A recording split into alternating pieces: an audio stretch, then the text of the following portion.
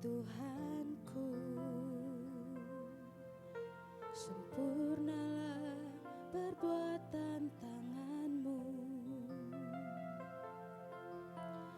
berkuasa atas surga dan seluruh bumi.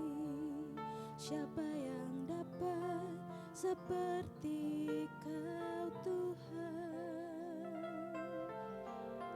Agung dan mulialah Tuhanku, maha besar perbuatan tangan-Mu. Aku datang dan bersujud dalam hadirat-Mu, memuja Engkau seumur hidupku. Ku sembah Kau, Allah yang Maha Kuasa. Ku sembah Kau, Yesus keselamatanku. Ku sembah Kau, Roh yang Kudus, kekuatan hidupku. Ajaib Tuhan, sungguh Engkau mulia.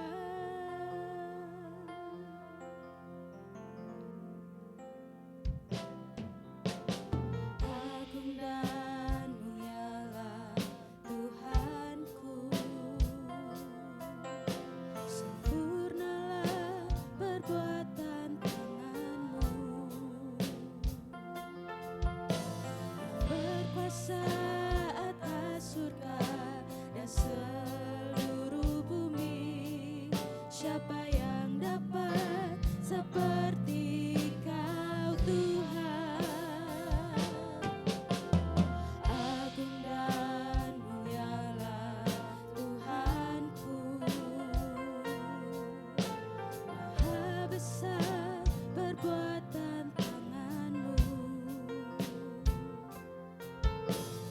Ku datang dan bersujud dalam hadirat-Mu, memuja Engkau seumur hidupku. Ku sembah Kau, Allah yang Maha Besar.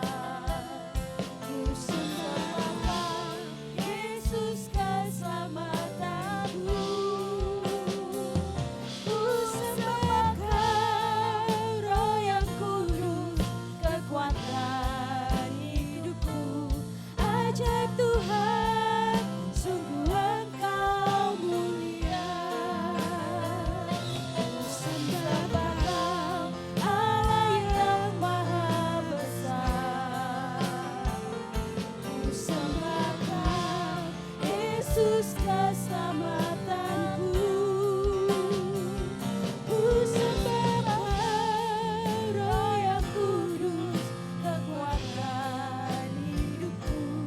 Ajaib Tuhan, sungguh Engkau mulia.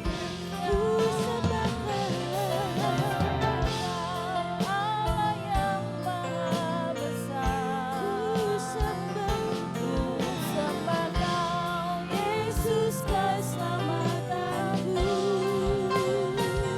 Ku sembah Kau, Roh yang Kudus, kekuatan hidupku. Ajaib Tuhan, sungguh Engkau mulia.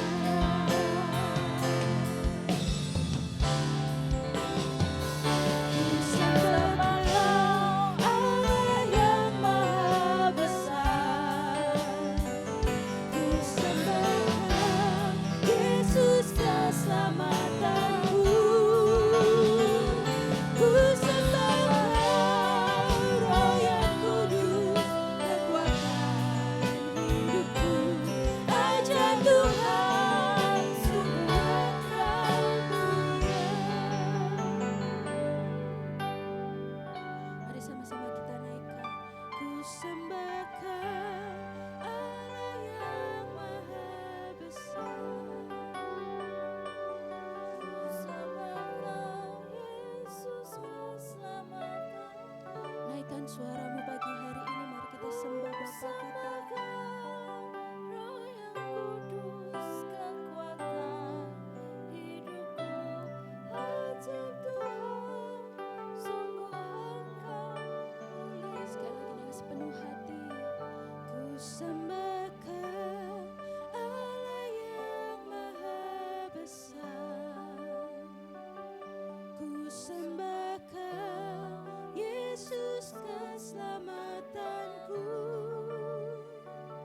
Ku sembahkan Roh yang kudus, kekuatan hidupku, ajaib Tuhan, sungguh Engkau mulia. Ku sembahkan Allah yang maha besar. Ku sembahkan Yesus keselamatanku. Ku sembahkan Roh yang kudus, kekuatan hidupku, ajaib Tuhan, sungguh Engkau mulia. Sekali lagi, ku sembahkan Maha besar. Ku sembahkan Yesus keselamatanku. Ku sembahkan Roh yang kudus, kekuatan hidupku, ajaib Tuhan, sungguh Engkau mulia. Ajaib Tuhan, ajaib Tuhan, sungguh Engkau mulia. Ajaib Tuhan, sungguh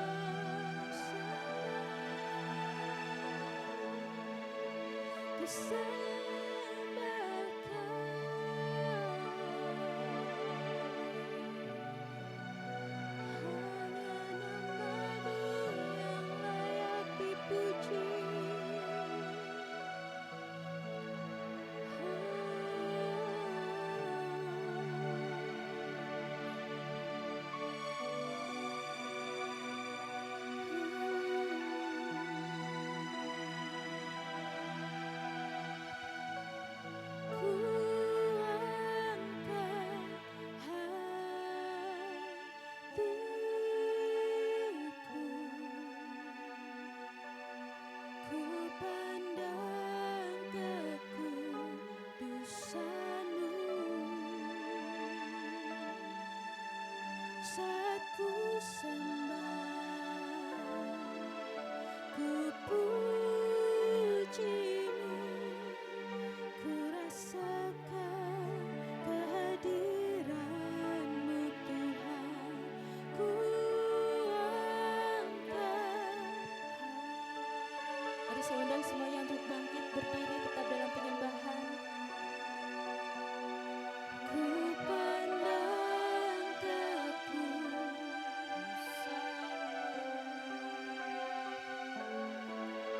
saat ku sembah, ku pujimu, ku rasakan kehadiran-Mu Tuhan, ku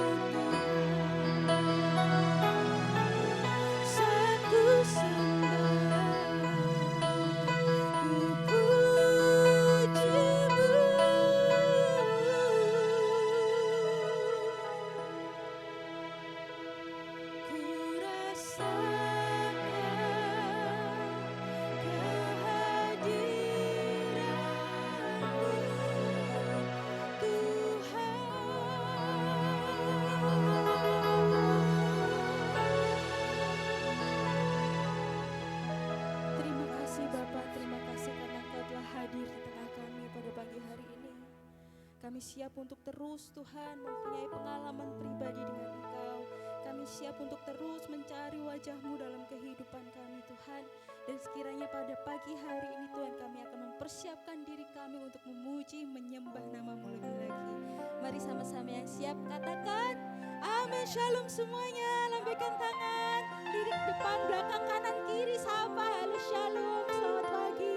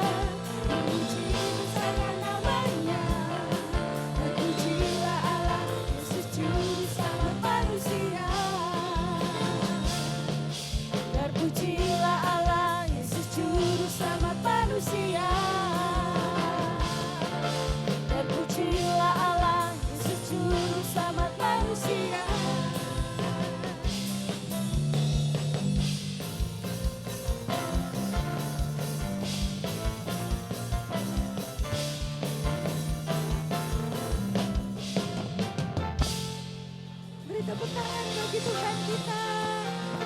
Mari kita sorakan namanya 3 kali. Tuhan Yesus dahsyat 3 kali ya, siap ya. Siap, tengok kanan kiri siap. Yang masih ngantuk tepuk, ayo jangan ngantuk.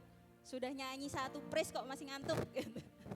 Siap, 1, 2, 3. Tuhan Yesus dahsyat.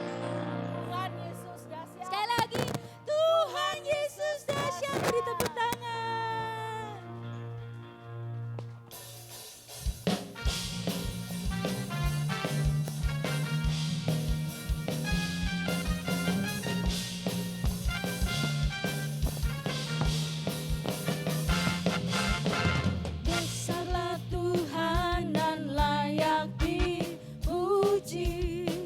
Besarlah namanya, kekallah kuasanya.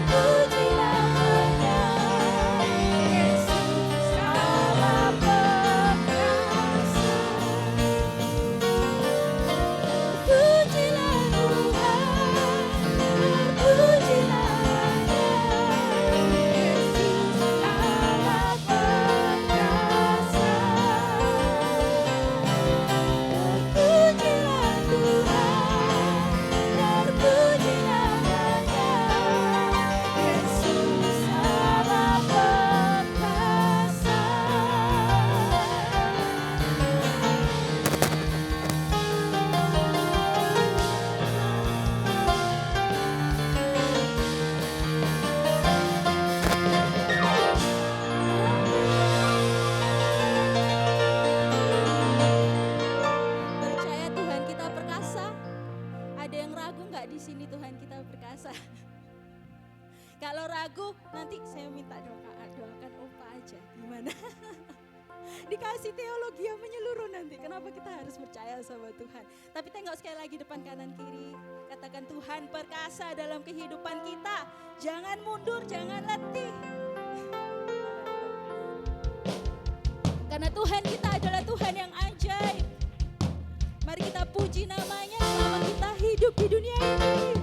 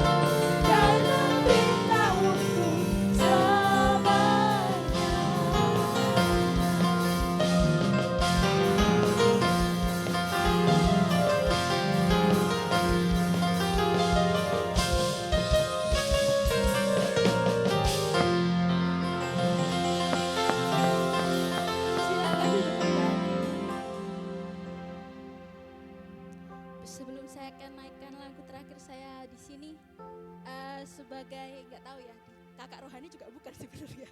Tapi di sini saya ngelihat Ibam tuh rasanya yang drum, anak muda kita yang ngedrum ini saya bangga lihatnya. Dia tahu kondisi kita, ke gereja kita yang kekurangan drum, dan dia berlatih sama papahnya setiap hari untuk kita memenuhkan kekosongan drummer kita di gereja ini. Jadi saya secara pribadi sangat-sangat bangga melihat Ibam yang tadi menurut Bapak, coba sekalian penampilannya gimana? Luar biasa, tepuk tangan sekali lagi untuk Ibam. Mari kita apresiasi anak muda kita di tempat ini. Karena dari usia belia, dia sudah mulai mau melayani Tuhan. Bisa aja dia nolak papahnya, gak mau Pak. Aku ngedrum aja, ngeband di sekolah, tapi enggak. Dia mau melangkah menutupi kekosongan gereja ini. Mari kita terus berdoa agar benih-benih jiwa muda terus bertumbuhan di tempat ini. Sehingga ada regenerasi yang bagus, yang sehat di tempat ini. Amin, saudara-saudara, mari terus kita dukung di dalam doa agar regenerasi terjadi di gereja kita. Sehingga kaum-kaum muda ini dipergunakan dengan baik. Jadi semangat mereka untuk melayani Tuhan ini tetap ada. Jadi mari kita mendukung mereka, kita memberi kesempatan untuk orang-orang muda di tempat ini. Kita didik, kita arahkan. Selagi muda mari kita berikan kehidupan mereka ke dalam tangan Tuhan. Saya tadi tuh bangga sekali nyanyi itu. Oh bagus sekali ini anak. Kemarin dia latihan agak salah-salah, tapi tadi sempurna menurut saya sudah. Luar biasa sekali. Sekali lagi tepuk tangan untuk Bam.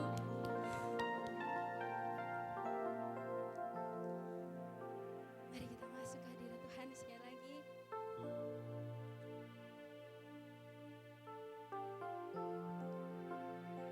Oh Tuhan, kami perlu jamahan-Mu dalam kehidupan kami. Kau di hatiku, Kau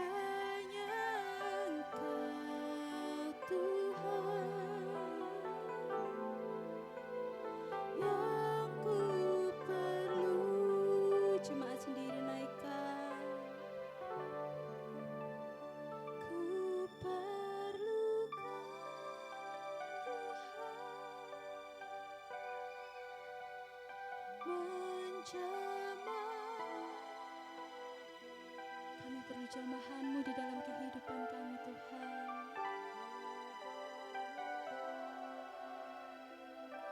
Amin. Di hidupku hanya Engkau Tuhan,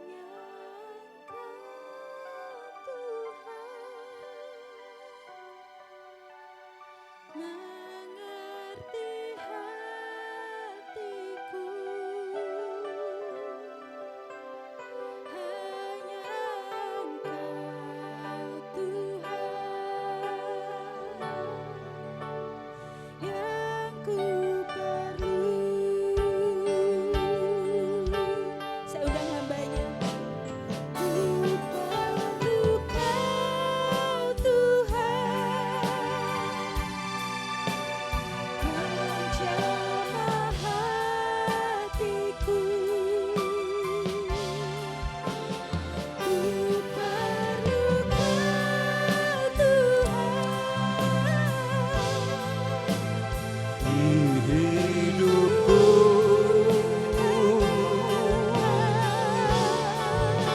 hanya Engkau Tuhan yang mengerti hatiku, yang mengerti hatiku. Hanya Engkau Tuhan yang ku perlu. Hanya Engkau Tuhan, hanya Engkau Tuhan, kami perlu Kau Tuhan yang ku perlu. Hanya Engkau Tuhan, hanya Engkau Tuhan yang ku perlu.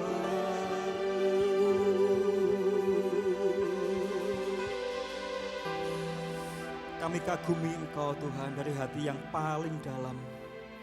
Apapun situasinya Tuhan, apapun masalahnya, itu tidak pernah mengubah apapun bahwa Tuhan itu dahsyat. Tuhan itu baik, Tuhan itu setia atas hidup kami. Apapun kondisinya saat ini Tuhan, kami yang sehat, kami yang sakit, mungkin kami yang enak, yang berat, ringan, kami mau tetap berkata bahwa Tuhan itu sangat baik. Terima kasih Tuhan buat ibadah yang diberkati karena kehadiran-Mu di tengah-tengah kami pagi hari ini Bapa. Sekarang Kau berbicara Tuhan lewat firman-Mu Bapa. Hamba terbatas, hamba tidak memiliki apapun, yang ada pada kami hanya kemurahan-Mu Tuhan. Karena Kau bermurah hati dalam hidup kami Bapa. Mari Kau lepaskan firman-Mu yang dahsyat Tuhan. Firman-Mu yang tajam Bapa. Firman-Mu yang kuat Bapa. Seperti pedang bermata dua manapun yang sanggup menembus dasar hati kami yang paling dalam Bapa. Tuhan terima kasih Bapa. Kami sadar Tuhan tanpa Engkau Tuhan kami merasa sepi Bapa. Tanpa Engkau kami tidak mengerti tujuan hidup kami Tuhan. Kami tidak bisa menghasilkan apa-apa yang baik Tuhan. Oleh sebab itu kami perlu firman-Mu pagi hari ini Bapa. Firman yang sanggup mengubah paradigma kami Bapa. Firman yang sanggup Tuhan mengerti jalan hidup kami Bapa. Kau menuntun langkah demi langkah hidup kami melalui firman-Mu Bapa. Roh Kudus bantu hamba-Mu untuk menyampaikan isi hati-Mu. Untuk kami bisa mengkomunikasikan firman-Mu dengan cara yang paling praktis Bapa. Dengan cara yang mudah dipahami oleh umat-Mu Bapa pagi hari ini Bapa. Tuhan terima kasih Tuhan. Sementara firman-Mu disampaikan, yang sakit disembuhkan dalam nama Tuhan Yesus. Saat firman-Mu disampaikan, yang lemah dikuatkan kembali. Saat firman-Mu disampaikan, yang dahaga dipuaskan Bapa. Karena firman-Mu sumber kehidupan kami Bapa. Tuhan terima kasih. Berkati kami semua pagi hari ini Bapa. Berkati kami semua Tuhan yang mendengar firman-Mu, yang rela dibentuk oleh sabda firman-Mu Bapa. Urapi kami semua Bapa, urapi hamba-Mu. Biarlah segala kemuliaan, pujian, hormat dan syukur hanya bagi nama-Mu. Mari dalam nama Tuhan Yesus Kristus, mari semua yang siap menerima firman Tuhan bersama-sama mengatakan amin. Tuhan Yesus memberkati. Shalom Bapak Ibu. Kabarnya baik? Siapa yang sepanjang hidup kita diberkati Tuhan, amin. Disertai Tuhan itu yang paling penting, saudara. Pagi hari ini saya akan sampaikan satu tema, judulnya Strength in Weakness, ya. Kekuatan di dalam kelemahan. Saudara, hidup kekristenan itu sangat paradoks dengan apa yang dunia katakan, saudara. Kalau orang dunia, kamu harus kuat, kamu harus nomor satu, kamu harus sukses, kamu harus terdepan, kamu harus teratas, kamu jangan lemah. Tapi waktu saya pelajari dari firman Tuhan, justru di dalam kelemahan kita, ternyata kuasa Tuhan itu sangat sempurna, saudara. Ada kekuatan yang ekstra, saya katakan extraordinary ya, melebihi rata-rata, beyond, di atas semuanya, Bapak, saudara. Setuju atau tidak setuju, hari-hari ini kita sedang ada dalam masa yang saya katakan ketidakpastiannya itu pasti, sedangkan kepastiannya tidak pasti, saudara. Saudara setuju atau enggak setuju, tapi kita sadar bahwa hari-hari ini kita sedang ada dalam masa yang ketidakpastiannya itu pasti, saudara. Sesuatu tidak bisa diprediksi dengan logika manusia, saudara. Kadang-kadang soal harga aja, kebutuhan pokok, seringkali tiba-tiba naik, tiba-tiba turun, tidak diprediksi, saudara. Jadi kalau boleh saya katakan bahwa ketidakpastiannya itu sangat pasti, sedangkan kepastiannya tidak pasti, saudara. Ya, secara dunia memang dikatakan tidak ada yang pasti. Siapa yang berani menjamin bahwa hidup kita baik-baik saja ke depan, saudara? Ekonomi kita, keluarga kita, keuangan kita. Kita nggak tahu bagaimana langkah di depan kita, saudara. Itu bagi dunia, saudara. Bahkan kita juga, anak Tuhan juga mengalami yang terdampak bahasanya. Apa yang dirasakan oleh situasi dunia juga terdampak bagi gereja, saudara. Tetapi kabar baiknya pagi hari ini bahwa di dalam kerajaan Tuhan itu hanya ada ya dan amin, saudara. Ada kepastian bahwa bersama dengan Tuhan, Tuhan akan atasi segala permasalahan kita. Tetapi tetap yang namanya proses kehidupan itu pasti dialami, harus dialami, saudara. Ya, kalau boleh saya katakan bahwa kehidupan ini tidak selalu tentang apa yang kita mau, saudara. Benar enggak? Hidup ini seringkali tidak selalu tentang apa yang kita inginkan, kita harapkan. Terkadang Tuhan izinkan, ya, Tuhan izinkan hal-hal yang pahit tanda petik terjadi dalam kehidupan orang percaya. Tujuannya apa sebenarnya? Bukan untuk menghancurkan kita, bukan untuk melenyapkan kita, saudara. Tapi Tuhan membentuk kehidupan kita supaya menjadi pribadi-pribadi yang tangguh. Makanya saya katakan bahwa hidup ini bukan tentang apa yang kita mau, apa yang kita suka, apa yang kita harapkan. Terkadang ekspektasi kita di luar yang kita harapkan. Ternyata begini, saudara. Ingat bahwa setiap manusia harus yang menghadapi yang namanya proses, saudara. Katakan proses. Proses, saudara. Ya, tidak ada namanya barang yang bagus itu prosesnya cukup lama. Menyita waktu, saudara. Kalau barang yang bagus, yang bernilai, itu selain sangat kuat, tahan banting saya katakan. Ya, itu nilainya mahal, saudara. Hidup saudara ini mahal, saudara. Saudara ditebus bukan dengan uang, bukan dengan dolar, bukan dengan apa, tetapi dengan darah Yesus. Itu nilainya luar biasa. Tidak bisa dibandingkan dengan apapun juga, saudara. Saya mengikuti ada suatu buku, saudara. Di PowerPoint ada. Saudara pernah baca bukunya tentang The Anxious Generation. Ya, generasi yang cemas. Next, coba. Ada itu terus-terus. Ini bukunya itu lagi bestseller, saudara. Ya, kalau minggu lalu Pak Gembala sampaikan tentang mental health, ya, banyak orang mengalami depresi. Saudara baca di warta hari ini, saya tulis kembali khotbah minggu lalu. Bagaimana ditulis oleh data WHO ini, saya baca ya, tahun 2023 itu bahwa 1 dari 8 orang di dunia itu mengalami gangguan jiwa, mental health. Ya. Dan data dari Kementerian Kesehatan 2022 itu 9,8%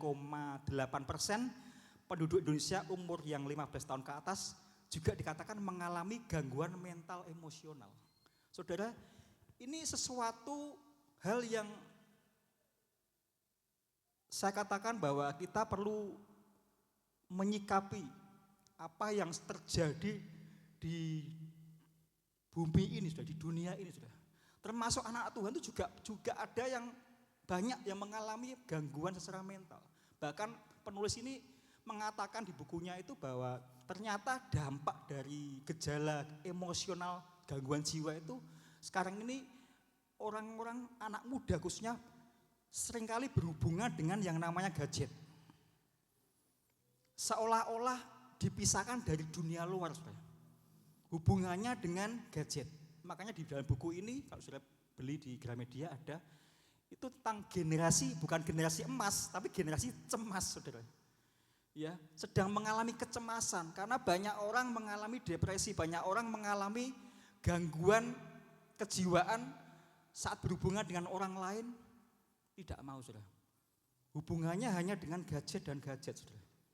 Sampai bahkan kalau cara berpikirnya, cara untuk supaya bisa fokus itu nggak bisa fokus gara-gara karena mulai dari pagi, siang sampai malam bahkan sampai menjelang pagi itu khususnya generasi muda itu hubungannya dengan yang namanya gadget. Makanya ditulis di dalam buku ini tentang bagaimana anxious generasi itu generasi yang cemas, bukan generasi emas, generasi cemas. Ya. Oleh sebab itu kalau saya coba hubungkan dengan tema Natal nanti Desember Pak Gembala yang menyampaikan ya, tema tentang the power of faith, the fire of hope dan the heart of love. Ya, itu diambil dalam kitab Mazmur 42. Itu tulisannya seorang yang bernama Korah, bukan Daud ya, Korah. Ya, generasinya Korah. Jadi Korah itu nenek moyangnya sudah mati semua, ya, kena dikubur hidup-hidup pada waktu dia memberontak sama Musa, zamannya Musa. Dan itu generasi setelah nenek moyang yang meninggal itu masih ada yang hidup, saudara. Dan dia menulis dalam kitab Mazmur 42 ini. Ya, dikatakan Mazmur 42 ayat 11 itu dikatakan dia mengatakan demikian. Jiwaku jangan berkecil hati, jangan gelisah. Hari-hari ini bukankah banyak orang mengalami gelisah? Gelisah karena apa? Gelisah faktornya banyak, saudara. Faktor keluarga, faktor pekerjaan, faktor ekonomi. Kalau saudara mungkin orang lolos dalam hal ekonomi, mungkin keluarganya yang tidak baik-baik saja. Lolos dalam keluarganya baik-baik, mungkin tidak lolos dalam keuangan. Semua orang pasti mengalami yang namanya proses, mengalami masalah, saudara. Makanya pemazmur katakan, jangan gelisah, jangan berkecil hati. Ini versi firman Allah yang hidup, Mazmur 42 ayat 11. Percaya bahwa Tuhan itu akan bertindak. Karena aku tahu bahwa aku akan memuji Dia lagi atas segala yang akan dilakukannya bagiku. Dialah penolongku, dialah Allahku. Jadi ini latar belakang dari Bani Korah. Dia menulis ungkapannya ketika dia harus berhadapan dengan orang-orang. Mungkin pada zamannya Korah yang generasi yang setelah nenek moyangnya mati semua itu, dia orang-orang menganggap, oh keturunanmu keturunan pemberontak. Ya mungkin ada omongan-omongan, ejekan-ejekan sehingga dia merasa generasi selanjutnya itu merasa gelisah, merasa tidak percaya diri. Tetapi luar biasa tulisan dari Bani Korah ini, dia katakan bahwa Tuhan akan menolong. Sekali lagi aku akan memuji Dia. Ini bicara soal bagaimana dia punya iman, dia punya kekuatan untuk bangkit kembali, saudara. Oleh sebab itu pada pagi hari ini, saudara, mungkin hari-hari ini kita sedang mengalami kehancuran. Seperti retakan-retakan, saudara. Kalau saudara tahu Gucci, ini enggak ada Gucci. Itu pecah. Saudara pernah dengar enggak? Kintsugi. Kintsugi itu seni dari Jepang, saudara. PowerPoint-nya ada itu ya. Ya, kita tuh seperti ibaratnya seperti Gucci yang pecah, mangkok yang pecah.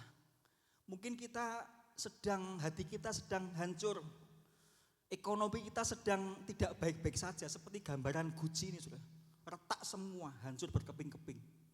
Tetapi dari gambar yang kanan itu disatukan kembali. Next coba. Nah, menjadi sesuatu guci yang indah, saudara. Saya sih suka baca, saudara. Saya baca tentang ya banyak hal, saudara. Terus ternyata seni. Next. Halo, next Chris. Nah, kintsugi, saudara.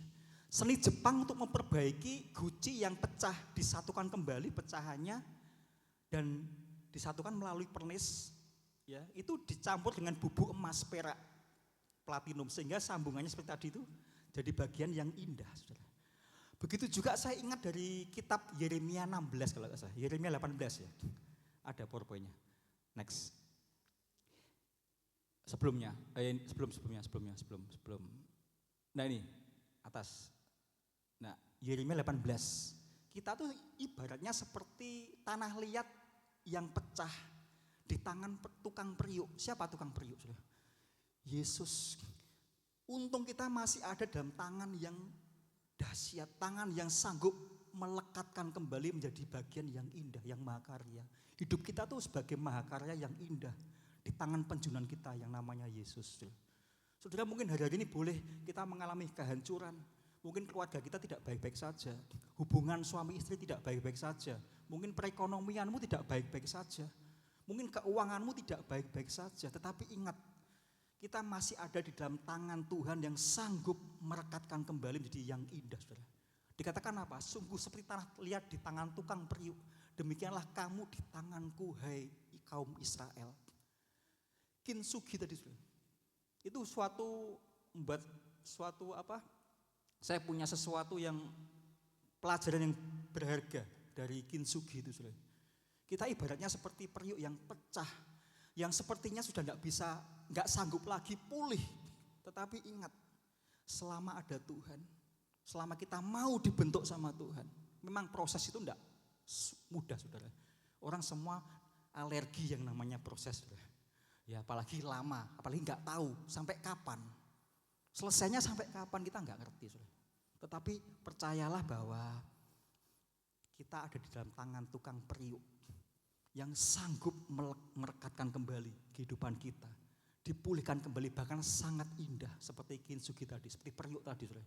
Disulam, ditambal dengan serpihan-serpihan emas. Saudara, seorang tokoh yang bernama John Piper, saudara. John Piper ini seorang hamba Tuhan. Dia pernah menulis di next, coba PowerPoint-nya.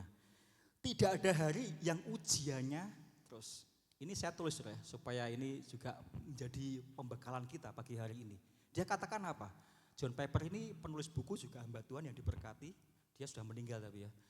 Dia katakan demikian. Tidak ada hari yang ujiannya lebih berat dari yang sanggup kamu tanggung. Dan setiap hari akan ada anugerah yang cukup untuk setiap cobaan. Jadi hidup kita itu jangan merasa, wes aku gak mungkin bisa, wes aku gak mungkin sanggup menghadapi hari-hari ini. Ingat, saudara, Tuhan akan berikan kita anugerah yang membuat kita tuh bertahan, kuat, sanggup. Nanti kita akan belajar tentang kasih karunia, saudara. Seperti yang dikatakan, Paulus mengatakan apa? Pencobaan-pencobaan yang kamu hadapi itu pencobaan yang biasa, yang tidak melebihi kekuatan kita, saudara. Artinya Tuhan gak akan membuat kita dibanting sampai hancur, saudara. Ada balutan-balutan anugerah Tuhan. Ya, hidup ini seperti gini, saudara.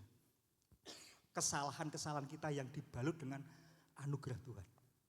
Itulah hidup kita, orang percaya, saudara. Sebab itu, next, kita akan belajar, saudara, tentang satu tokoh yang bernama Paulus. Ya, Paulus ini seorang yang saya katakan pada zamannya itu orang yang hebat. Ya, hebatnya kenapa? Dari perjanjian baru ini hampir 2/3 yang menulis Rasul Paulus, saudara. Bahkan Paulus seorang di bawah bimbingan profesor pada waktu itu, Gamaliel namanya, saudara. Seorang ahli Taurat yang kenamaan, yang hebat. Bahkan dia punya pengalaman, Paulus ini.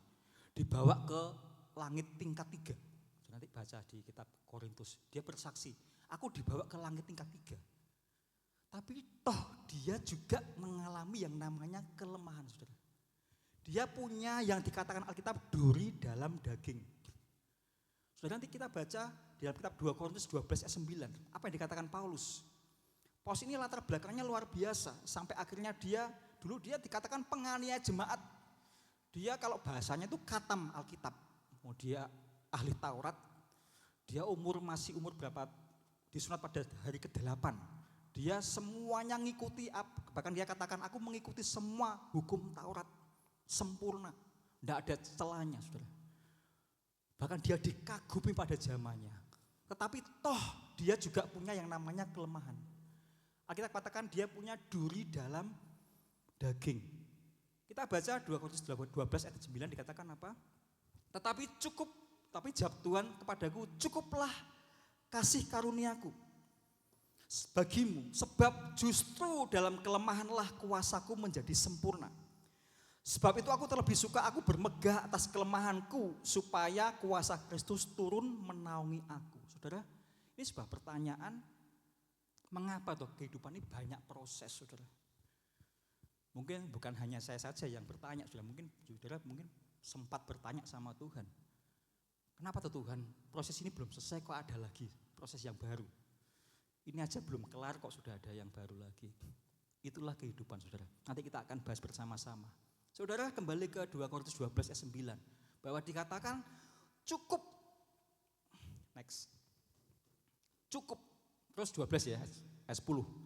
Karena itu aku senang dan rela di dalam kelemahan, di dalam siksaan, di dalam kesukaran, di dalam penganiayaan, dan kesesakan oleh karena Kristus. Sebab jika aku lemah, maka aku kuat. Ini yang jadi tema saya pada pagi hari ini. Kekuatan di dalam kelemahan. Saudara, kata cukup. Coba kembali ke tadi, cukup.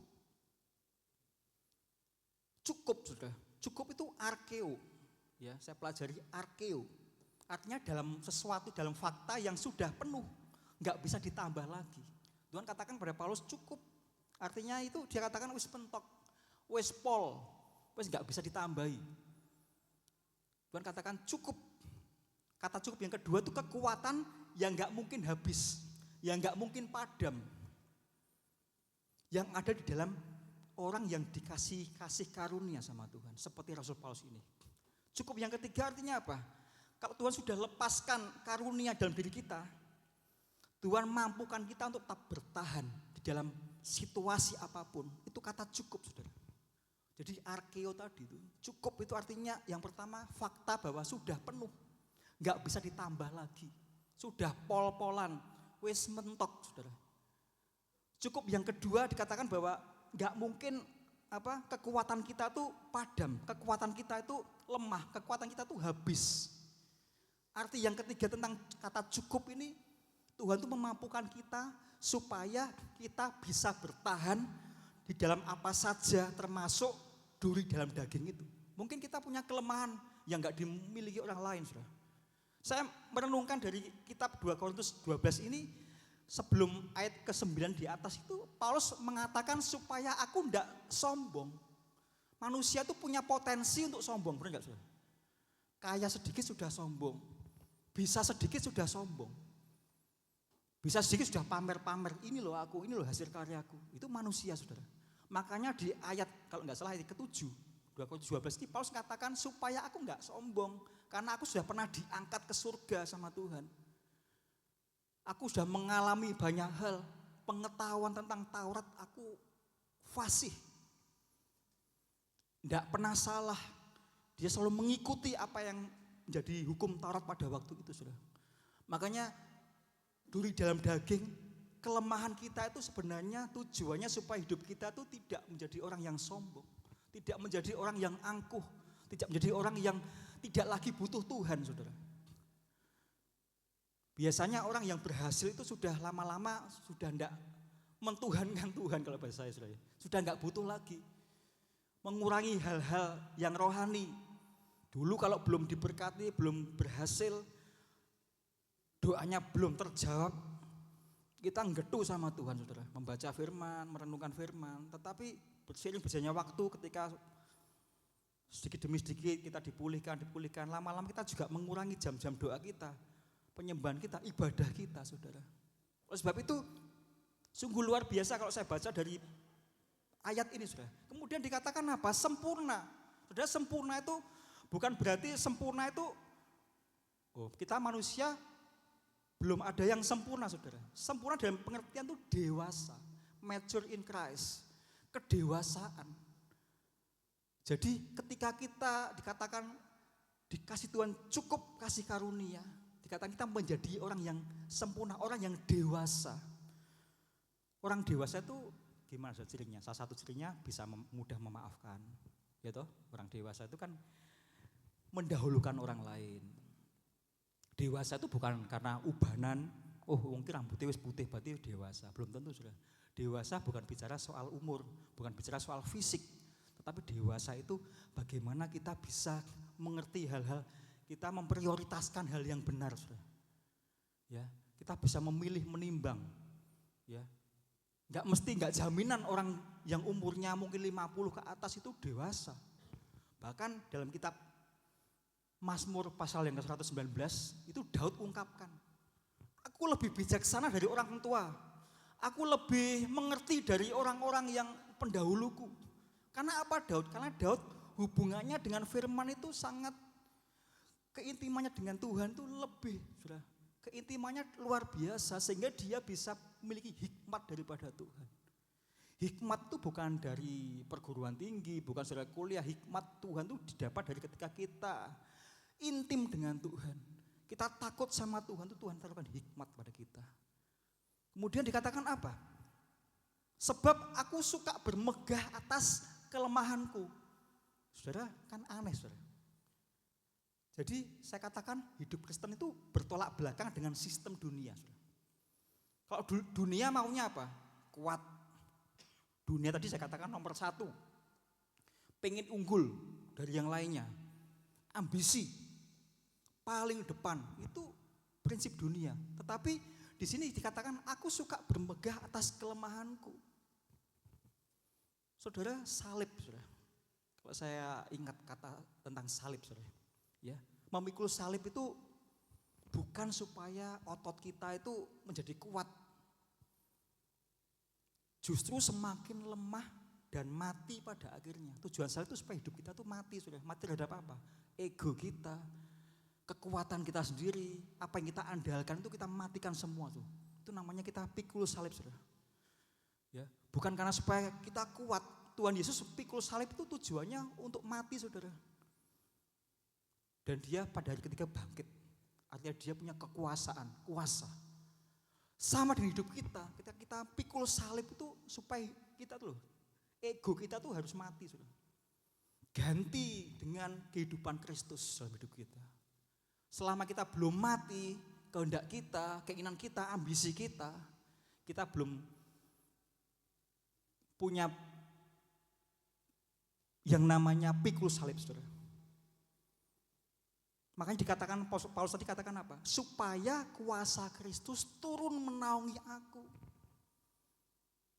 Ganti kuasa Kristus, bukan karena Paulus dia sanggup menghadapi semua masalah rintangan. Loh, saudara bayangkan, Paulus ini di masa-masa waktu itu dia pelayanannya terkatung-katung di laut sehari semalam. Dia juga tidak makan, apalagi dicambuk, didera. Banyak sekali persoalan-persoalan yang dihadapi oleh Paulus, yang dialami oleh Paulus.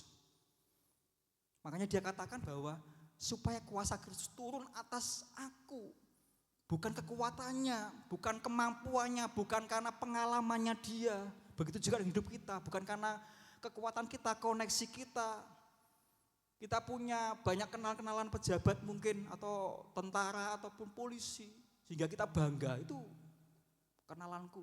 Nah, kadang-kadang kalau kita sudah kenal dengan seseorang yang punya posisi yang tinggi kan kita membangga-banggakan sudah. Oh itu kenal aku, bupati itu, sering ngopi sama aku, misalnya gitu. Ya, sehingga kita merasa wah ini orang penting. Wah kamu hebat ya. Nah, sudah bertolak belakang dengan prinsipnya dunia. Dunia katakan harus kuat uangnya, harus kuat koneksinya, kuat fasilitasnya, harus kuat apanya, semuanya sudah. Tetapi di sini dikatakan jika aku lemah maka aku kuat. Dunia mengatakan apa sudah? Kalau sudah cukup baru bersyukur. Kalau kita apa? bersyukur dulu baru cukup, saudara. Kan dibalik, saudara. Dunia katakan kalau sudah cukup baru bersyukur, cari dulu baru bersyukur. Kalau kita mengucap syukur dulu baru Tuhan cukupkan kehidupan kita. Tapi tidak mudah, saudara. Seringkali prakteknya tidak gampang, saudara. Kita terlalu panik terlebih dahulu, saudara, menghadapi situasi yang sepertinya nggak nyaman dalam daging kita, saudara. Oleh sebab itu, yang pertama kita akan bahas dari apa yang saya sampaikan tentang 2 Korintus 12 ini. Kenapa tadi kembali ke banyak persoalan yang kadang membuat kita tuh banyak bertanya, saudara. Yang pertama karena apa? Pandangan kita terbatas. Next, ada satu poin. Pandangan kita tuh terbatas. Terus, nah saudara, kenapa tuh persoalannya ada banyak persoalan yang kadang membuat kita tuh banyak bertanya. Seringkali kita bertanya, itulah manusia, saudara. Karena apa? Sadari bahwa pandangan kita terbatas. Saudara, kadang orang yang sudah pakai kacamata aja baca di layar ini kurang jelas, saudara. Artinya manusia itu kan terbatas. Ya. Contohnya saya pernah membaca sebuah ilustrasi, saudara. Ada dua sahabat. Ya, katakan aja si A dan si B. Ya. Si A waktu itu kena PHK, saudara. Sedangkan si B dalam waktu yang sama sahabatnya itu yang B ini diterima di perusahaan dan dia bekerja di perusahaan itu. Mengalami hal baik kan yang B, saudara? Benar nggak? 3 bulan kemudian yang B ini ternyata di kantornya dia dibully sama teman-teman kerjanya. Ya sekarang ini kan kenapa kok dibully ya, mungkin faktor bisa jadi iri hati, bisa jadi merasa oh ini soalnya dekat sama bosnya, ngatok kalau mungkin bahasanya, makanya banyak dibully sampai dia stres. Badannya kurus.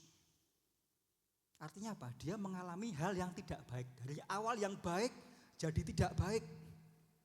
Sampai akhirnya yang B ini tetap bertahan di kantor itu. Meskipun dia dibully, dia bertahan. Dan sampai suatu ketika anak bosnya ini suka sama si B ini. Dan maka akhirnya kawin mereka, ya. Karena jadi mantunya bos, saudara ya. Mantunya bos sampai akhirnya dia naik jabatan, saudara. Mengalami hal baik lagi. Dari yang awalnya dia mengalami hal baik, mengalami tidak baik karena dibully, mengalami hal yang baik lagi. Karena dia kawin dengan anak bos yang dimana dia bekerja dan dia mendapat posisi naik jabatan. Dan tidak tahunya ternyata 5 tahun kemudian dia cerai, saudara. Stres, mabuk-mabukan, sampai akhirnya dia MD, meninggal dunia, saudara. Mengalami hal yang tidak baik. Artinya apa, saudara, dari cerita ini? Manusia itu terbatas, saudara. Kita nggak mengerti bagaimana kita di depan, saudara. Nggak mengerti apa selanjutnya langkah kita ke depan, saudara. Contoh yang kedua, yang namanya orang yang sangat, kalau saya katakan orang yang paling malang menderita di Alkitab, siapa, saudara? Ada yang tahu? Ayub, saudara. Ya, bukan Ayub yang ngebas ini saya. Ayub, saudara, namanya sama. Suatu ketika kalau sudah baca di Ayub pasal yang pertama itu, suatu ketika datanglah anak-anak Allah, ayat ke-6. Saya tulis enggak ada ya? Oh enggak ada. Yang pertama saja. Jadi suatu ketika iblis tanya kepada Tuhan. Ya, nanti sudah baca saja Ayub pasal pertama ayat yang ke-6 kalau enggak salah, ayat ke-7. Iblis, si munyuk ini, saya katakan iblis ini tanya pada Tuhan. Tuhan tanya kepada iblis, dari mana kamu? Jawabnya iblis, dari perjalanan mengelilingi dan menjelajah bumi. Jadi iblis ini suka traveling, saudara. Ya, jadi orang yang suka traveling ini jangan sampai kesetanan, saudara. Ya. Iblis ini kan suka traveling, menjelajah ke bumi kok, dia sering keliling-keliling. Ya, suka traveling, saudara. Makanya Tuhan tanya, dari mana kamu? Dari traveling. Ya. Kemudian ayat yang ke-8 kalau sudah baca Ayub 1:8, Tuhan tanya kepada iblis, apakah engkau memperhatikan hambaku Ayub? Sebab tiada seorang pun di bumi seperti dia yang demikian saleh dan jujur, yang takut akan Allah dan menjauhi kejahatan. Jadi kalau saya baca ini, Tuhan tuh promosinya itu bukan karena Ayub tuh kaya. Ayub waktu itu kan super kaya. Kalau sekarang mungkin setara dengan Elon Musk mungkin ya. Saya tidak tahu kekayaannya berapa, ontanya ribuan, kudanya belum lagi ternaknya. Tapi dalam semalam habis semua, saudara. Jadi Tuhan mempromosikan Ayub ini bukan karena kekayaannya, bukan karena kehebatannya. Tetapi Tuhan katakan, kamu tahu enggak hambaku Ayub? Orang yang takut akan Tuhan, orang yang saleh, orang yang jujur dikatakan, yang menjauhi kejahatan. Tuhan promosikan Ayub karena kesetiaannya kepada Ayub. Karena hidup yang salehnya Ayub, Tuhan promosikan Ayub. Demikian juga dengan hidup kita, saudara. Kalau saya membaca ini, Tuhan itu kadang-kadang kita tuh salah sangka dengan terhadap diri kita, saudara. Kalau kita sudah berhasil, sukses, kita berkenan di hadapan Tuhan. Tapi Tuhan lain cara memandang kita, saudara. Bagaimana kesetiaanmu, bagaimana kamu takut sama Tuhan, bagaimana hidupmu, jujur apa enggak dalam pekerjaanmu, dalam kehidupanmu sehari-hari. Itu yang dipromosikan Tuhan terhadap Ayub. Bukan karena kekayaannya Ayub, bukan karena anak-anaknya Ayub, tetapi karena nilai-nilai yang di dalam Ayub itu yang Tuhan promosikan kepada iblis. Saudara. Terus dikatakan apa? Ayat yang ke-10. Ini bahasa Indonesia masa kini saya terjemahkan. Dia, keluarganya dan segala kekayaannya selalu kau lindungi. Ini omongannya iblis. Ya, kamu kasih pagar pelindungan. Saudara, dari ayat ini saya membaca merenungan bahwa ternyata orang percaya itu ada pagar pelindungan Tuhan. Ketika kita ada hidup di dalam hubungan yang intim dengan Tuhan. Loh, kalau sudah baca dalam kitab Ayub nanti pasal 29, itu bagaimana ketika Ayub pada masa remajanya dikatakan Tuhan bergaul karib denganku di kemahku. Saudara, dari sini kita melihat bahwa kalau ketika kita ada keintiman dengan Tuhan, kita membangun mezbah dengan Tuhan, ada pagar pelindungan yang iblis tidak bisa menjangkau, menjamah hidup kita, saudara. Ini seizin Tuhan, saudara, bagaimana pagar pelindungan diangkat sama Tuhan, sehingga iblis menggocoh, sehingga iblis mengganggu kehidupannya Ayub, saudara. Jadi kalau saya boleh pelajaran dari kitab Ayub ini, saudara, bagaimana Ayub ini dia membangun mezbah. Saya enggak tahu, enggak dicatat di Alkitab, apakah dia membangun mezbahnya sama istrinya. Karena istrinya kan mengutuki Ayub waktu Ayub mengalami hal yang enggak enak, saudara. Ya, makanya hubungan suami istri mezbah keluarga itu perlu, saudara. Supaya ada pagar perlindungan dalam kehidupan keluarga kita. Amin, saudara. Seperti Ayub ini. Ayat ke-11 dikatakan apa? Tetapi seandainya segala kekayaannya itu kau ambil, pasti dia akan langsung mengutuki engkau. Ini seolah-olah Tuhan itu sedang menyerang integritasnya Tuhan. Yo, coba kalau kekayaannya kau ambil, apakah dia tetap masih setia sama Tuhan? Saya merenungkan ini, saya juga mengaca diri saya. Ikut Tuhan tuh kalau kita nggak dapat apa-apa tuh kita setia apa enggak? Kalau sesuatu yang diambil sama Tuhan, apakah kita tetap setia sama Tuhan apa enggak? Atau kita mengutuki Tuhan? Itu pertanyaan kita, saudara. Kalau kita sukses, kalau kita belum sukses, apakah kita tetap setia kepada Tuhan? Makanya iblis katakan, ya coba kau ambil kekayaannya, bagaimana dia? Kadang-kadang orang Kristen tuh gini, saudara. Ibadah yang transaksi, saudara, transaksional. Ya, kita ingin ibadah dapat apa-apa, tanda petik, saudara. Oh itu loh di sana loh musiknya bagus. Oh pengkhotbahnya hebat. Apa? Tempatnya AC-nya dingin. Makanya tempat paling enak untuk ngantuk tuh di gereja, saudara. Karena AC-nya nyaman, saudara. Ya, kita selalu ingin mendapat sesuatu. Ya, makanya perbincangan Tuhan dengan iblis ini saya merenungkan ya. Karena manusia terbatas. Apakah saya tanya, saudara? Apakah perbincangan iblis dan Tuhan ini Ayub ngerti enggak, saudara? Tahu enggak iblis waktu Tuhan ngomong sama iblis, Ayub ngerti enggak? Enggak mengerti, saudara. Itulah yang saya katakan manusia itu terbatas. Makanya kalau kita terbatas, kita harus apa? Setuju saja sama Tuhan, saudara. Apapun prosesnya setuju saja sama Tuhan, saudara. Saya tunjukkan ayatnya Ayub 20, ayat 9, Ayub 9, enggak ada di PowerPoint, coba dibuka Alkitabnya. Ayub pasal yang ke-9. Ini ungkapan Ayub. Ayub 9, 1 sampai dengan 3, sampai dengan 4 ya. Saya baca Ayub 9. Tetapi Ayub menjawab, sungguh aku tahu bahwa demikianlah halnya masakan manusia benar di hadapan Allah. Jikalau ia ingin berperkara dengan Allah, 1 dari 1000 kali ia tidak dapat membantahnya. Allah itu bijak dan kuat, Siapakah dapat berkeras melawan dia dan tetap selamat? Kadang-kadang kita tidak setuju dengan apa yang menjadi kondisi kita. Kita terus seolah mengutuki Tuhan.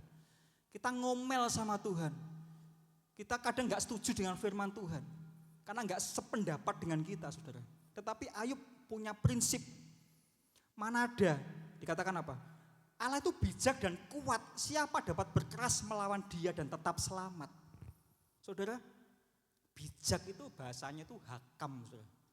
Bijak, ya. Bahasa Ibrani itu hakam. Artinya apa? Tuhan itu tidak pernah salah dalam bertindak. Pada waktu itu Tuhan proses Ayub, Tuhan tidak pernah salah, saudara. Meskipun dikatakan Ayub itu orang yang saleh, jujur dan takut akan Tuhan. Tetapi Tuhan izinkan musibah atau malapetaka menimpa Ayub. Seolah-olah Tuhan salah. Tetapi ingat dikatakan Ayub, Tuhan itu bijak. Bahkan dia dikatakan seni dalam membentuk hidup kita, saudara. Di awal tadi saya katakan bahwa kita itu seperti periuk yang pecah. Seperti mangkok yang pecah. Tapi kita ada dalam tangan tukang periuk yang hebat. Kita disalut kembali dengan emas. Menjadi yang indah. Menjadi sesuatu yang mahal nilainya, saudara. Dia punya prinsip gak mungkin Tuhan itu salah. Siapa dapat melawan Tuhan dalam kondisi waktu itu, saudara. Makanya yang pertama, saudara, karena kita terbatas, kita setuju saja sama Tuhan. Apapun proses yang kita alami hari-hari ini. Mungkin kelemahan kita. Tuhan, aku kok enggak kuat toh Tuhan. Tuhan, aku kok begini toh Tuhan. Tuhan, kok ada duri dalam daging toh. Loh, Paulus ini duri dalam daging tuh ada yang menafsirkan, saudara. Penyakitnya Paulus itu ada yang menafsirkan karena Paulus itu punya penyakit mata. Ada yang menafsirkan Paulus itu epilepsi, ayan, saudara. Tiba-tiba geblak, saudara. Itu penafsir. Bahkan kalau saya juga membaca tentang Paulus, latar belakang Paulus. Paulus ini memang ada benarnya, saudara. Dia punya penyakit ayan. Zaman dulu kalau punya penyakit ayan itu menjijikkan, saudara. Loh benar, orang kalau punya penyakit ayan itu seperti orang yang kerasukan. Saudara pernah orang tahu ayan, saudara? Gimana? Geblak-geblak, saudara. Gelemang-gelemang sendiri. Keluar muruhnya itu, keluar apanya? Busanya. Zaman dulu tuh penyakit yang menjijikkan. Makanya Paulus katakan di dalam kitab Galatia kalau nggak salah ya, dia katakan ini, kamu masih mau menerima aku yang punya penyakit, yang punya kelemahan secara tubuh, yang menjijikkan. Kamu masih bisa menerima aku. Kita saya tunjukkan ayatnya, saudara. Saya ingat ayat ini, saudara. Ini kelemahan Paulus. Galatia pasal yang berapa ya? Bentar. Galatia pasal yang keempat. Coba. Galatia pasal yang keempat, ayat ke-13. Ini ungkapan Paulus, Galatia 4:13. Kamu tahu bahwa aku pertama kali telah memberitakan Injil kepadamu oleh karena aku sakit pada tubuhku. Jadi Paulus punya kelemahan tubuh. Sungguh pun demikian keadaan tubuhku, ayat ke-14. Sungguh pun demikian keadaan tubuhku itu yang merupakan pencobaan bagi kamu, namun tidak menganggapnya sebagai sesuatu yang hina dan yang menjijikkan. Tetapi kamu telah menyambut aku. Sama seperti seorang menyambut malaikat Allah, malahan sama seperti menyambut Kristus Yesus sendiri. Jadi Paulus sadar, aku ini punya kelemahan loh, tapi kamu terima aku. Aku punya penyakit yang menjijikkan. Ya tadi tuh ada penafsir mengatakan epilepsi atau penyakit mata. Tetapi dia sadar bahwa ada duri dalam dagingku supaya aku enggak sombong, supaya aku enggak merasa aku hebat. Itulah Paulus, saudara. Jadi paradoks dari kondisi dunia saat ini. Dunia inginnya kita kelihatan baik-baik saja. Kita tulis status media sosial di Instagram atau dimanapun. Mau kita baik-baik saja, keluarga kita baik-baik saja. Padahal belum tentu itu baik-baik saja. Saudara. Supaya kita pamer seolah-olah dianggap diberkati. Ya, merasa kita prosper, merasa kita kaya, rich, merasa kita wealth. Ya. Jadi jangan salah sangka, saudara. Saya ingat juga cerita tentang mentalitas jemaat di Laodikia, saudara. Kembali ke PowerPoint.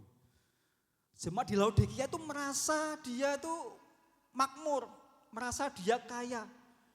Saudara tahu Laodikia itu jemaat yang kaya. Pada zaman itu perdagangan sangat hebat, sukses di Laodikia, saudara. Bahkan kalau saya baca literatur tentang Laodikia ini, dia penghasil wool. Ya, pakaian yang dingin itu, saudara, wool, ya. Bahkan dia punya rumah sakit mata. Apalagi kedokteran di situ hebat pada zaman itu. Tetapi Alkitab katakan kamu buta, telanjang. Loh, kan bertolak belakang toh. Tuhan mengatakan pada Laodikia, ternyata kamu ini kelihatan melarat. Padahal dia katakan dia tuh kaya. Coba lihat Wahyu 3:17 saudara. Makanya ayo jangan salah sangka.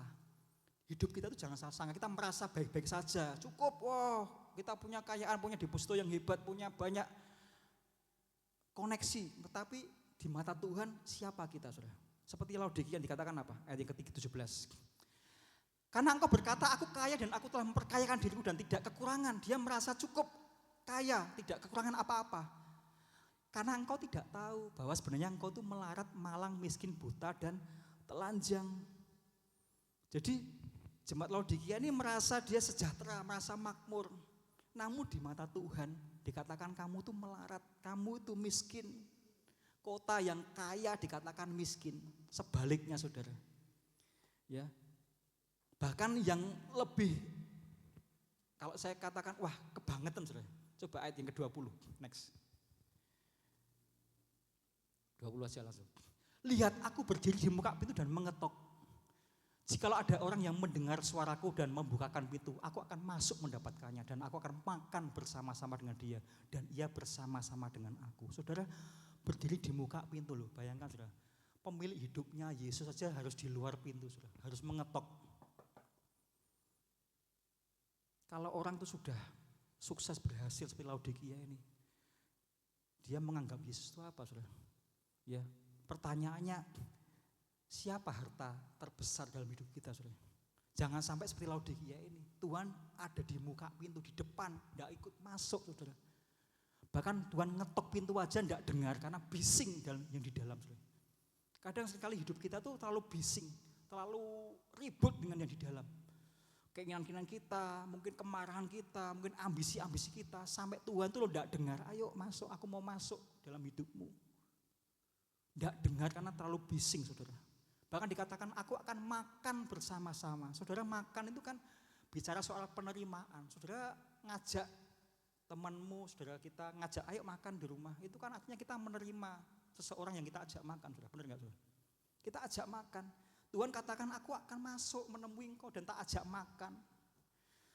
Artinya apa saudara? Tuhan itu menghargai kita. Tuhan mau menerima hidup kita saudara. Meskipun kita tuh dikatakan tadi loh, melarat, miskin dan buta. Bahkan ada ayat yang lain mengatakan dalam Laodikia ini jemaat yang suam-suam kuku.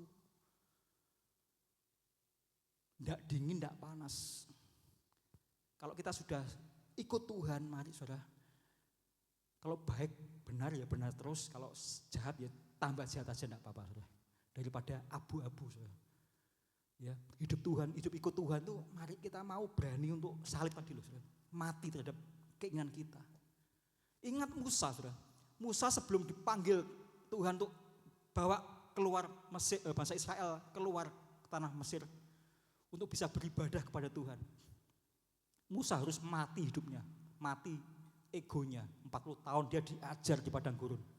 Baru Musa yang sesungguhnya Tuhan pakai dia saudara. Makanya Musa katakan, siapakah aku Tuhan? Kok kau suruh aku untuk membawa keluargaku atau bangsaku? Tuhan katakan, I am that I am. Aku adalah aku. Artinya bukan kekuatanmu lagi, tapi kekuatanku yang menyertai hidupmu. Sama kalau kita mau mati dalam hidup kita, yang menyertai hidup kita bukan kita lagi, tapi Tuhan dalam kehidupan kita. Makanya Paulus katakan bukan aku lagi, justru dalam kelemahanlah kuasa Tuhan itu sempurna dalam hidupku. Ini saudara, makanya jangan salah sangka, karena apa? Penglihatan kita terbatas. Jangan seperti jemaat di Laodikia saudara. Ya, kemudian yang kedua, cepat. Yang kedua apa? Jangan takut dalam masa sulit saudara. Kalau yang pertama tadi kita sadari bahwa kita tuh terbatas. Makanya kalau kita terbatas, kita setuju dengan Tuhan aja. Let God be God, jadikan Tuhan sebagai Tuhan, bukan kita yang jadi Tuhan. Tuhan yang jadi Tuhan. Yang kedua, jangan takut dalam masa sulit. Next, dikatakan apa? 2 Korintus tadi, 9, ayat 9. Cukuplah kasih karuniaku bagimu. Saudara, kasih karunia. Kembali ke kasih karunia, saudara. Kasih karunia itu apa tuh, saudara? Kasih karunia itu terjemahkan karis. Di sini ada hotel Karis di dekat rumah saya. Karis, kasih karis itu divine influence. Yaitu apa? Pengaruh dari dalam keluar. Itu yang namanya kasih karunia. Artinya dalam diri kita itu ada kekuatan Tuhan yang sanggup menjungkir balikkan keadaan kita, saudara. Kita sendiri nggak mampu, nggak bisa, saudara. Tapi karena kasih karunia yang menguasai hidup kita, kita dimampukan, saudara. Kita bisa sanggup mengatasi keadaan ini, saudara. Makanya jangan salahkan keadaan. Orang Kristen itu inside out, dari dalam keluar, bukan yang luar mempengaruhi yang kita dari dalam, tapi kita bisa mempengaruhi inside out. Yang dari dalam itu yang keluar, yang bisa mempengaruhi keadaan kita. Mungkin saat ini kita masih belum bisa apa yang menjadi keinginan kita. Mungkin kita nggak mampu, tapi ingat kasih karunia itu yang memberikan kita kemampuan. Saudara, next ada satu ayat kitab Roma. Nah ini sudah saya tulis next sebelumnya. Nah, hal-hal yang diberi oleh Tuhan yang kita terima dan mendatangkan manfaat. Seperti apa? Rahmat, kebebasan, kegembiraan itu kasih karunia. Pengaruh dari dalam keluar itu kasih karunia, saudara. Roma 5:2, next. Oleh dia kita juga beroleh jalan masuk oleh iman kepada kasih karunia ini. Di dalam kasih karunia ini kita berdiri, saya kasih tambahan, tegak. Berdiri itu apa artinya? Tegak, kita bisa kuat, kita bisa bertahan. Dan kita bermegah dalam pengharapan akan menerima kemuliaan Allah. Makanya Paulus tadi katakan, aku bergembira karena penderitaanku. Aku berbangga karena kelemahanku.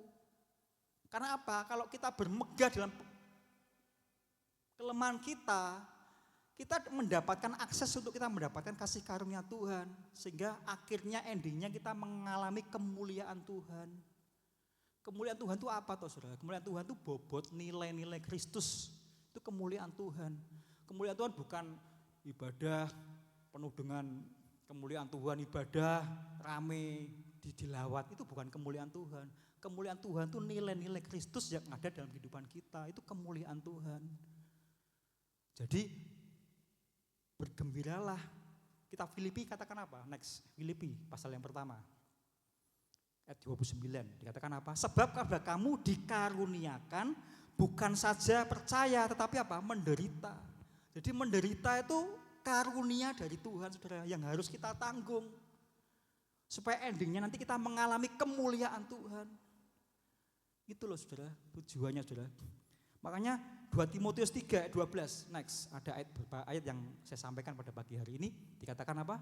2 Timotius 3:12, memang setiap orang yang mau beribadah di dalam Kristus Yesus akan menderita aniaya. Firman Allah yang hidup katakan apa? Ya, semua orang yang bertekad untuk hidup bagi Kristus Yesus akan mengalami penderitaan dari orang-orang yang membenci kita. Itu sudah ditulis. Lalu kok banyak musuhnya ya?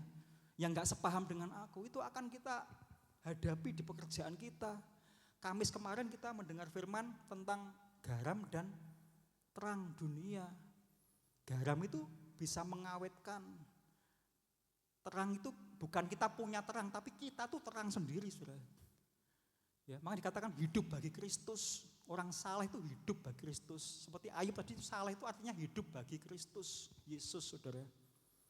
Ya, makanya yang kedua, saudara, jangan takut menghadapi situasi yang ada, saudara. Satu ayat Ayub 29, di situ ada enggak Ayub 29? Next. Ya ini, saudara. Kembali ke Ayub tadi contohnya. Ayub 29 ayat 4, dikatakan apa? Seperti ketika aku mengalami masa remajaku, ketika Allah bergaul karib dengan aku di dalam kemahku. Itulah dikatakan ayat yang keempat, firman Allah yang hidup, itulah hari-hari kejayaanku ketika keakraban Allah menaungi rumahku. Saudara, ada ayat yang kata-kata yang aneh ya. Biasanya kan aku bergaul karib dengan Tuhan, tapi ini Allah bergaul karib dengan aku. Yang mendatangi itu Tuhan, saudara. Ini saya katakan kasih karunia, saudara. Seringkali seperti Henok hidup bergaul dengan Allah. Tetapi di sini Allah bergaul karib dengan aku. Ini sesuatu Tuhan mempertemukan dirinya kepada Ayub. Ini bicara soal kasih karunia, saudara. Jangan seperti jemaat di Laodikia tadi, harus Tuhan mengetuk pintu di luar. Jangan Tuhan kita di luar, sudah lupa sama Tuhan. Laodikia kan jemaat yang kaya itu waktu itu, penghasil wol yang terbesar di dunia. Punya penyakit mata, terkenal salep matanya. Saudara. Tapi Tuhan katakan kamu telanjang, kamu buta, kamu melarat. Karena apa? Dia Tuhan disuruh di luar, tidak suruh masuk sampai Tuhan mengetok pintu. Bahkan dikatakan dicela sama Tuhan, karena kamu tuh orang yang suam-suam kuku, tidak dingin, tidak panas, saudara. Mari saudara, buat Tuhan tuh kerasan dalam rumah kita, saudara. Melalui apa? Kehidupan yang intim dengan Tuhan. Ayub katakan apa? Ketika Allah bergaul karib dengan aku di rumahku, ketika keakraban Tuhan tuh menaungi rumahku, saudara. Berkat itu bukan soal nominal, saudara. Berkat itu ketika Tuhan itu menyertai hidup kita, itu berkat, saudara. Amin, saudara. Nah, itulah berkat Tuhan, saudara. Mau bagaimana kondisinya, keadaannya, asal disertai Tuhan, kita aman, saudara. Nah, itulah berkat, saudara. Makanya jangan kita tuh gampang menertawakan Tuhan, saudara. Maksudnya apa, Pak? Menertawakan Tuhan. Ya seperti itu, saudara. Abraham itu kan sama Sarah. Sama Sarah kan menertawakan Tuhan. Sampai akhirnya Tuhan buat dia tertawa, saudara. Karena kelahiran namanya Ishak. Ya seringkali kita menertawakan firman Tuhan. Aku mosok bener tuh itu firman Tuhan. Gak mungkin lah, gak mungkin. Sepertinya saudara mengecilkan Tuhan, saudara menertawakan Tuhan. Ingat saudara, kalau ketika saudara menertawakan Tuhan, nanti Tuhan akan buat saudara tertawa karena Tuhan. Saudara. Seperti Abraham dan Sarah. Saudara. Sarah ini menertawakan Tuhan. Mana mungkin umurnya seperti ini. Abraham pun juga menertawakan Tuhan sampai menunduk. Tidak mungkin umurku yang sudah 100 begini. Bahkan Sarah kata sudah mati haid. Dan akhirnya Tuhan membuat dia tertawa karena kelahiran Ishak. Oleh sebab itu yang kedua, saudara, ayo jangan takut menghadapi situasi ini. Saudara. Yang terakhir, yang ketiga, poin yang ketiga, apa saudara? Jangan berhenti membangun kehidupan rohani kita. Karena kita sadar kita tuh terbatas, karena kita tuh nggak mampu. Ya seringkali kita salah sangka kepada Tuhan. Oleh sebab itu yang ketiga, jangan berhenti membangun kehidupan rohani kita. Ingat pada waktu peristiwa zamannya Nuh, orang berbuat jahat semaunya. Kecenderungan hatinya membuahkan kejahatan semata-mata. Itu ditulis dalam kitab Kejadian pasal yang ke-6 ayat yang ke-5. Sampai Tuhan katakan, aku menyesal membuat manusia, menciptakan manusia. Saudara. Kejahatannya sudah memuncak. Tetapi di tengah-tengah situasi itu Tuhan ketemu yang namanya Nuh. Alkitab katakan Nuh itu seorang yang mendapat kasih karunia Tuhan. Kembali ke kasih karunia. Kejadian 6 ayat ke-8. Coba lihat saudara. Kejadian 6 ayat ke-8. Tetapi Nuh mendapat kasih karunia di mata Tuhan. Di tengah-tengah generasi yang jahat. Nuh berani melawan arus dan berjalan bersama Tuhan. Di saat zamannya Nuh ini banyak orang mengejar kesenangan, Nuh justru membangun sesuatu yang tampaknya tidak masuk akal. Apa saudara? Membangun apa saudara? Bahtera. Jadi ketaatanmu itu saudara nggak usah lihat lu itu bojoku gak taat, aku pun kudu taat, anakku gak taat, atau mungkin orang tua aku gak taat, aku ya Allah gak taat. Saudara. Ketaatanmu itu justru membuat apa saudara? Menjadi penyelamat dalam keluargamu saudara. Seperti Nuh. Di saat yang lainnya, generasi yang lainnya tidak taat, sakar PDW, Nuh tetap taat. Setiap hari dia harus memaku balok-balok kayu sampai menjadi suatu bahtera yang menyelamatkan keluarganya. Di tengah-tengah situasi ini mari saudara, bangun bahtera ketaatan kita saudara. Itu akan membawa keluarga kita selamat saudara. Tidak usah lihat yang lainnya, pribadi lepas pribadi. Nuh berani melawan arus. Nuh berani berjalan bersama dengan Tuhan. Karena dia apa saudara? Mendapat kasih karunia.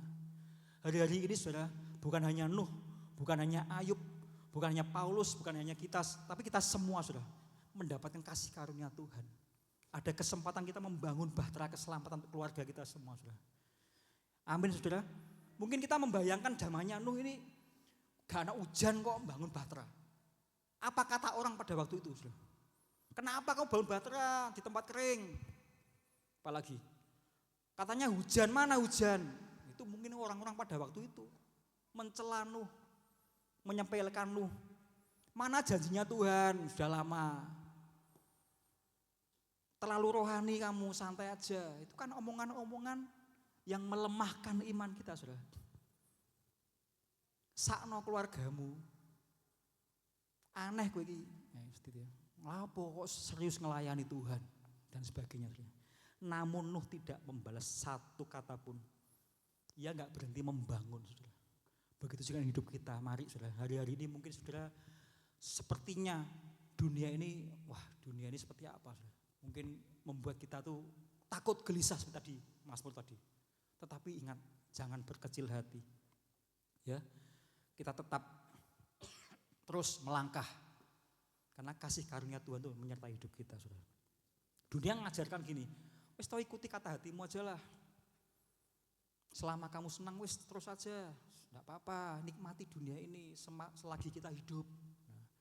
Lupa bahwa keselamatan harus kita kerjakan dengan takut sama Tuhan. Satu ayat yang terakhir kita buka di dalam kitab Yudas 1.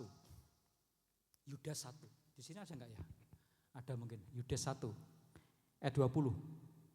Saya undang pemain musik, singer song leader. Yudas 1, 20. Nah ini sudah dikatakan apa?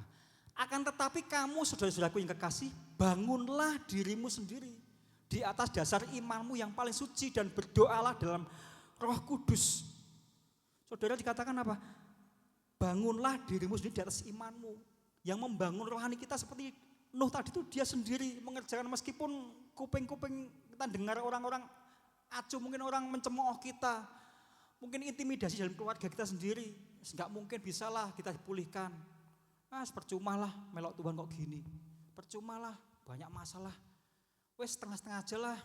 Gitu, Saudara. Kita menurunkan grade kita, Saudara. Ya. Jangan berhenti membangun hidup rohani kita, Saudara. Setiap papan kayu yang Nuh pasang itu adalah simbol Saudara? Simbol disiplin rohani, Saudara.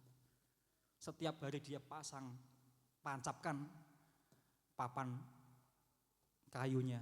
Itu kelambang disiplin rohani Ayub. Nuh, Saudara. Ya, sampai akhirnya bangunlah yang namanya bahtera keselamatan, Saudara.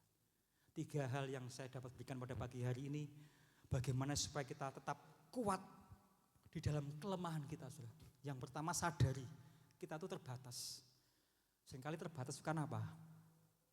Sebab itu kalau kita terbatas, seringkali kita salah sangka. Kita merasa kita kuat, kita merasa kita punya segalanya. Sehingga kita lupa sama Tuhan. Yang kedua, jangan takut, Saudara, menghadapi situasi yang ada. Tetap kita ingat kasih karunia, Saudara. Yang ketiga, teruslah kita membangun kehidupan rohani kita. Sampai Tuhan bertemu Tuhan di awan-awan, Saudara. Saya undang bangkit berdiri, kita akan pujikan satu lagu. Pada pagi hari ini, mari Saudara, saya ingat ayat yang mengatakan bahwa dunia ini sedang lenyap dengan segala keinginannya. Tetapi orang yang melakukan kehendak Allah dikatakan tetap hidup selama-lamanya. Sadari bahwa, percayai bahwa kalau kita melakukan kehendak Allah, dikatakan tetap hidup selama-lamanya. Roh kita hidup, kita bisa mengerti itu salah, itu benar, itu gelap, itu terang. Karena roh kita peka, Saudara. Ku perlu Engkau, Yesus. Haus jiwaku menantikanmu. Ku percaya kepenuh pengharapanku di dalam-Mu. Sekali lagi katakan, ku perlu Engkau, Yesus. Engkau Yesus. Siapa yang haus jiwa kita akan sembah Dia. Haus jiwaku menantikanmu. Ku percaya Kau penuh pengharapanku di dalamku. Yesus, hanya Kau yang ku perlu. Yesus hanya Kau yang ku andalkan, melebihi siapapun, melebihi siapapun juga. Yesus hanya Kau yang ku percaya, di setiap waktu tiada lain yang ku andalkan selain Kau, Yesus. Mari kita ku perlu Kau, Yesus. Perlu Engkau, Yesus. Haus jiwaku menantikan-Mu. Ku percaya Kau pengharapanku di dalamku, Yesus. Yesus hanya Kau yang ku percaya, melebihi siapapun juga. Yesus hanya Kau yang ku percaya, di setiap waktu tiada lain yang ku andalkan selain Kau, Yesus. Yesus hanya Kau yang ku andalkan, melebihi siapapun juga.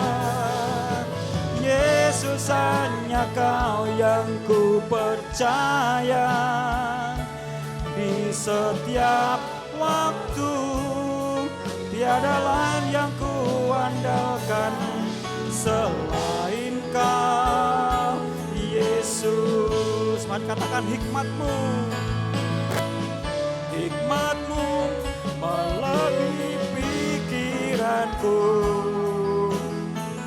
jalan-Mu di atas jalanku, tinggi dan dalamnya kasih-Mu. Hanya Kau, Yesus, yang ku andalkan. Yesus hanya Kau yang ku andalkan, melebihi siapapun juga. Yesus hanya Kau yang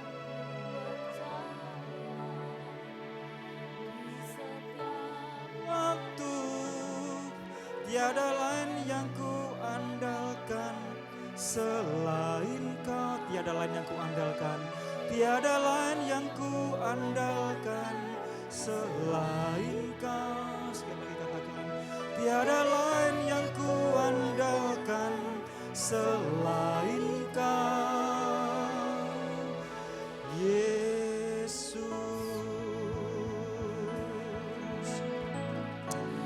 Kami tahu Tuhan, hanya Engkau yang menjadi andalan kami. Walaupun dunia berubah Tuhan, tapi firman-Mu tetap selamanya Tuhan. Iya dan amin Bapa. Mengantarkan firman-Mu pagi hari ini Tuhan, buat setiap kami semua, supaya kami semakin mengerti arti panggilan kami Tuhan. Supaya kami menjadi semakin serupa dengan Engkau Bapa. Supaya kami mengerti Tuhan, kami sadar bahwa kami ini terbatas Bapa. Seringkali kami salah sangka dalam hidup kami Bapa. Sehingga kami tidak mengetuhankan Engkau dalam hidup kami Bapa. Sehingga kami menganggap Engkau Tuhan tidak utama melebihi yang lainnya Bapa. Tapi pagi hari Tuhan, Kau ingatkan kami Tuhan, supaya kami semakin hari boleh semakin membangun hidup rohani kami Bapa.